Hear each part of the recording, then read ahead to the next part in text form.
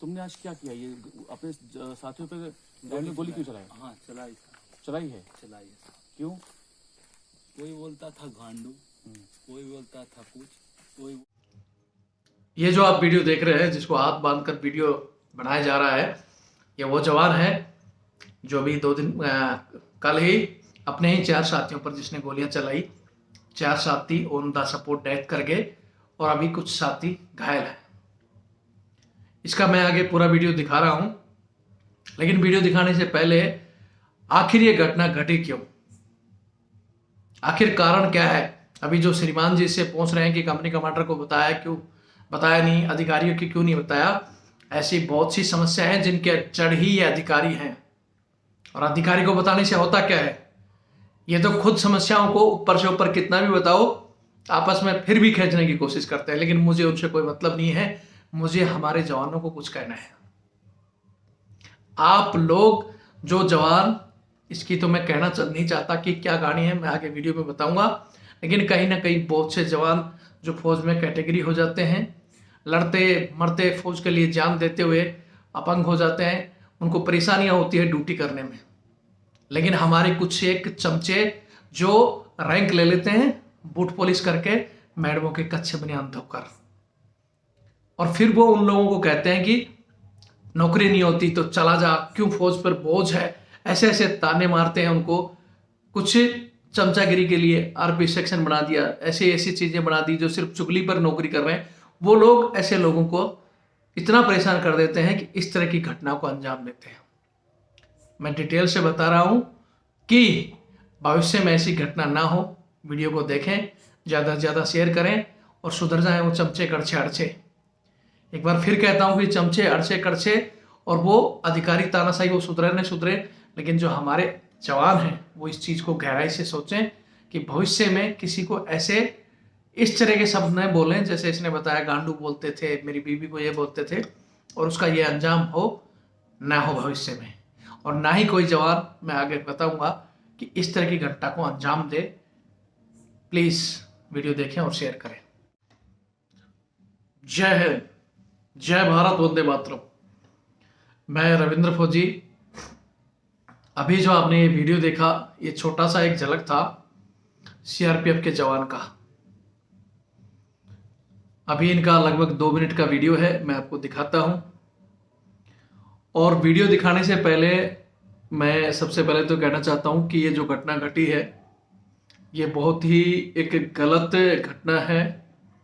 हमारे जवानों से मैं बार बार इस चैनल के जरिए भी आप लोगों को लगातार पिछले कई सालों से एक चीज सिखा रहा हूं कि ना ही तो सुसाइड करना, ना किसी को दूसरे को मारना, ये किसी समस्या का हल नहीं है।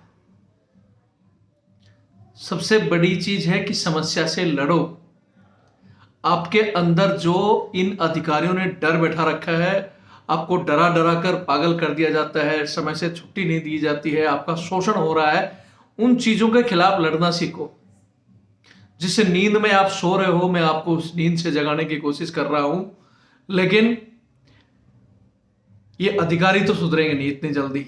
हम कोशिश कर रहे हैं कि ये अधिकारी कम से कम सुधर जाए, और ये अफसर जवानों की जो खाई बढ़ती जा रही है, वो इस तरह की घटनाओं को जो अंजाम बोल रहे हैं ना, ये इन अफसरों की तानाशाही के शिकार जवान, इस तरह का जब ज्वालामुखी फूटता है तो इस तरह की घटनाएं घटती हैं। मैं एक बार फिर कह दूं कि ऐसी घटना किसी भी जवान के लिए, किसी भी बल के लिए या हमारे देश के लिए अच्छी बात नहीं है। यहां मैं 2 पॉइंट में आज कहना चाहता हूं कि वो अधिकारी तो इतनी जल्दी सुधरेंगे नहीं। जिन्हें फ्री के खाने की आदत है ना, उनकी आदत इतनी जल्दी नहीं छूटेगी।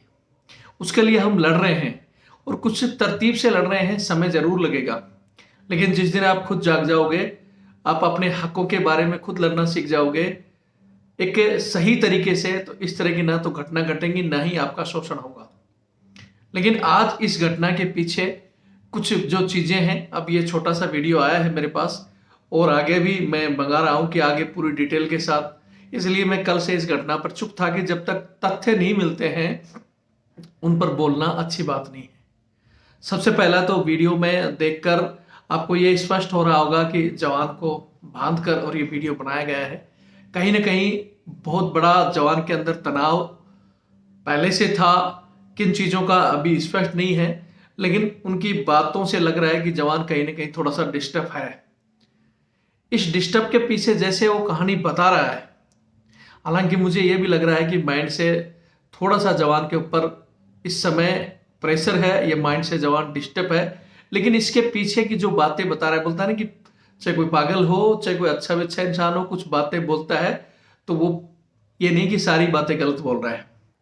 यहाँ जो जवान ने बताया कि मेरे को ये तंग करते थे, गांडू बोलते थे, ये करते थे, तो मैं एक बार फिर कहता हूँ कि वो अधिकारी जिनसे हम लड़ाई लड़ रहे हैं वो सुधरेंगे नहीं। लेकिन हमारे ही भाइयों के लिए मैंने पहले भी कहा था कि ऐसी जब घटना सुनते हैं कि हमारे आपस में जवान 4 जवानों को मार दिया, 4-5 जवान घायल हैं, क्यों हुआ ऐसा? उसका कारण है कि बोलते हैं फौज है आलीशान मगर चमचों से है परेशान। कुछ चमचे कड़छे जो सिर्फ अपनी सर्विस के लिए दूसरे को टॉर्चर करते रहते हैं, पिन मारते रहते हैं, नंबर बनाने के लिए चुगली करते रहते हैं। कुछ कहीं ना कहीं मजाकी रूप में अपने से जूनियर को परेशान करते रहते हैं। वो अधिकारी कभी सामने नहीं आता, वो जवान के आगे ऐसे बना रहता है कि भाई बहुत अधिकारी जैसे ये बार बार वीडियो में पूछ रहे हैं कि आपने कंपनी कमांडर को नहीं बताया, अधिकारी को क्यों नहीं बताया। ऐसी बहुत सी समस्याएं हैं जो अधिकारी को company commander, CO, IG, DIG कहाँ तक जवान पहुंचता है, लेकिन ऊपर से गालियां ही खाने को लिए मिलती है, उसको समस्याओं का निदान नहीं होता है। ये जो वीडियो बनाकर अगर जनता को दिखाने की कोशिश की जा रही है या कि भाई अधिकारी इस समस्याओं को हल करते, अधिकारी तो खुद समस्याओं की जड़ है। मैन पावर को अपने घरों में लेकर बैठे हैं, जवानों से बूट पॉलिश, कुत्ता घुमाना, ऐसे ऐसे काम कराए जा रहे हैं, उससे तंग आकर हमारे बहुत से जवान सुसाइड कर रहे हैं। फिर मैं कह रहा हूं कि ये हरामखोर पता नहीं कब सुधरेंगे, उसके लिए हम लड़ाई लड़ रहे हैं, लेकिन आप लोग कम से कम आपस में तो सुधरो।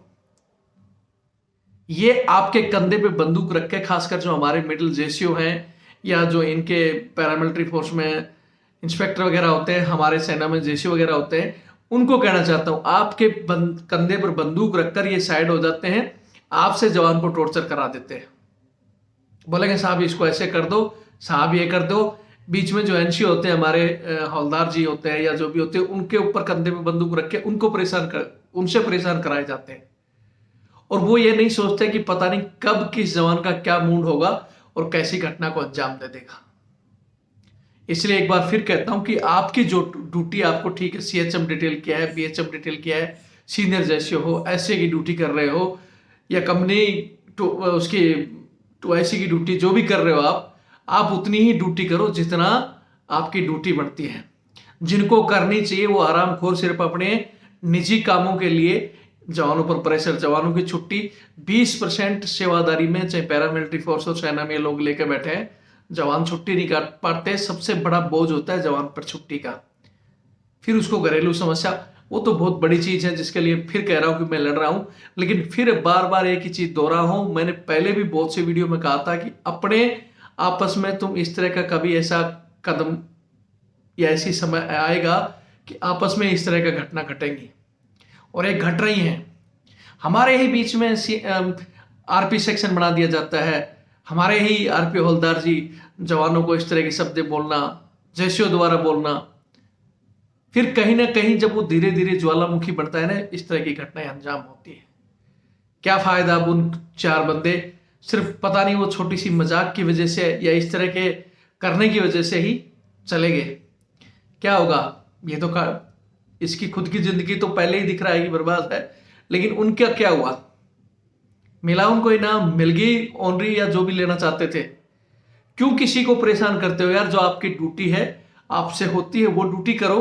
किसी दूसरे के कंधे पर रखकर रैंक लेने से रैंक तो मिल जाता है, लेकिन उसका अंजाम भी बहुत बुरा होता है, और वो हुआ है। अगर समझ में आ रही हो तो मैंने खुलकर जो बोलना था बोल दिया, और फिर कह रहा हूं कि किसी दूसरे के कहने से, किसी कंपनी कमांडर का आदेश है, फलाने का आदेश है तो आदेश सुना दो, लेकिन उस पर इतना प्रहार मत करो कि वो आदेश सुनाने वाला तो दूर रहेगा, पता नहीं चलेगा कहां बैठा है, और बीच में पिसोगे आप लोग।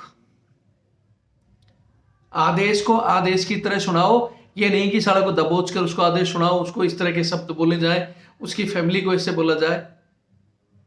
कहीं ना कहीं घटना, जैसे अभी पूरी डिटेल आएगी मैं इसके ऊपर और कुछ भी बोलूंगा, इसका मैं वीडियो दिखा देता हूं। मैं चाहता हूं ज़्यादा से ज़्यादा शेयर करें और भविष्य में इस तरह की घटना ना हो तो जिसकी जो ड्यूटी बनती है वो ड्यूटी कराई जाए, ना कि उसको।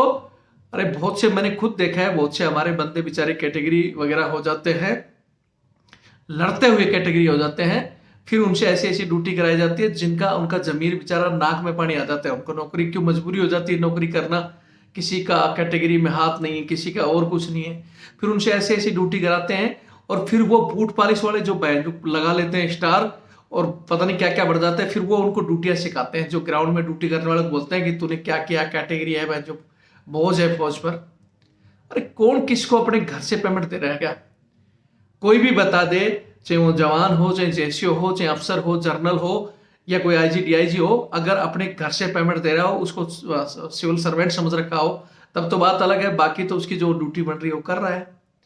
उसको क्या ताने सुनाने की फौज पे बोझ है? जो वो फौज पर बोझ होता तो वो भी तुम्हारी तरह बूट पॉलिश करके नौकरी साइड में करता, क्यों कैटेगरी होता, क्यों मेंटली डिस्टर्ब होता?